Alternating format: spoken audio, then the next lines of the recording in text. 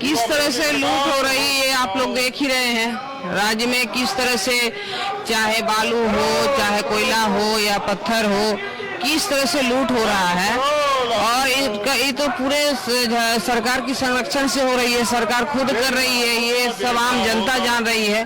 तो इसी का विरोध में हम लोग आज बैठे हुए हैं धरना में, क्योंकि ग्रामीण का आज बजट ये है तो उसमें तो बालू भी चाहिए, पत्थर भी चाहिए, और इस सब के बिना साधारण घर अगर प्रधानमंत्री आवास बनाया जा रहा है, कोई अपना घर बनाया जा रहा है, तो उसको पुलिस प्रशासन से उसे परेशानी हो रही है। और कहीं न कहीं वो लोग परेशान हो रहे हैं। बालू जहाँ सही जाना चाहिए, जो घर बनाने के लिए, प्रधानमंत्री बनाने के लिए, घर बनाने के लिए, उसमें नहीं जा रहा है, उसमें एकदम सबको परेशान किया जा रहा है और इस तरह से लूट हो रहा है। इसका हम लोग विरोध कर रहे हैं।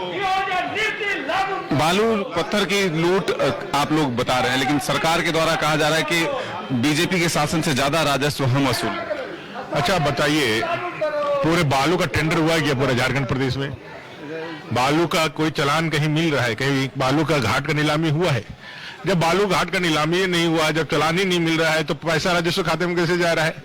और हमारी नदियां किस तरह से सूख गई है, आज ही जाकर के देख लीजिए। अभी तुरंत 1 महीना 1.5 महीना पहले तक बारिश पानी लबालब भरा हुआ था, अभी 1 महीना के बाद ही अभी मार्च के सारे बालू जो खत्म हो गए नदियों से, सारे अवैध कारोबार करके चले गए। वहीं उल्टे प्रधानमंत्री आवास बन रहा है घर में, गांव में, हमारे क्षेत्र में बन रहा है।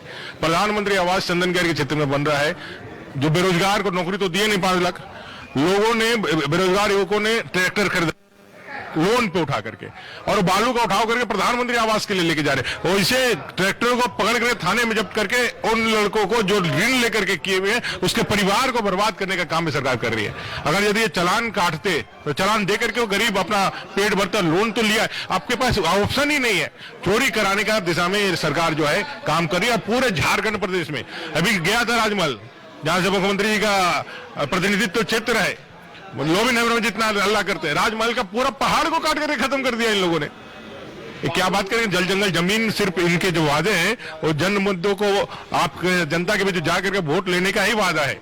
आ करके वो जल जंगल जमीन के लूट ही एकमात्र इनका काम है, और जो ये काम बखूबी करते हैं और उसमें मारते हैं। स्थानीय नीति और हिंदी भाषा को लेकर के जो मुख्यमंत्री ने सदन में कहा है, उससे कितने एकदम असंतुष्ट है। कोई संतुष्टि का कोई कारण ही नहीं हो सकता है। उनका तर्क जो है पूरी तरह से एक तरफा था।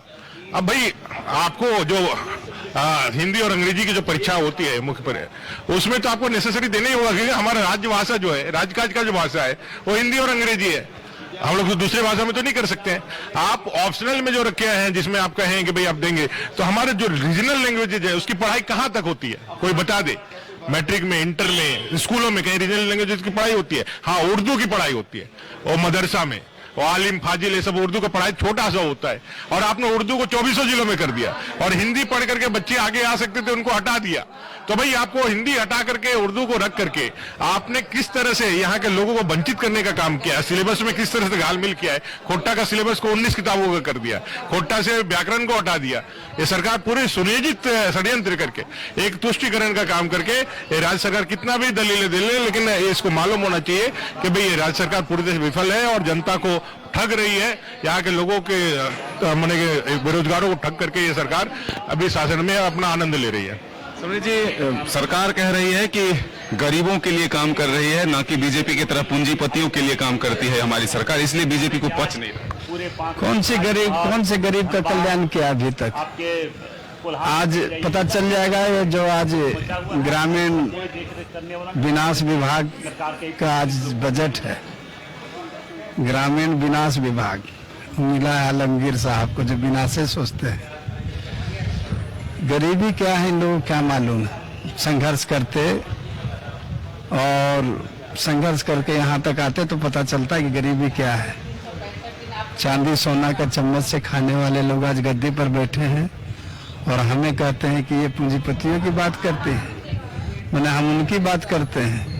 हम तो झारखंड के गरीब, दलित, पिछड़ा, आदिवासियों की बात करते हैं, और उसी के लेकर आज निमित्त देखे होंगे गांव में जो प्रधानमंत्री का एक सपना है कि हर घर को, हर सर को छत मिले।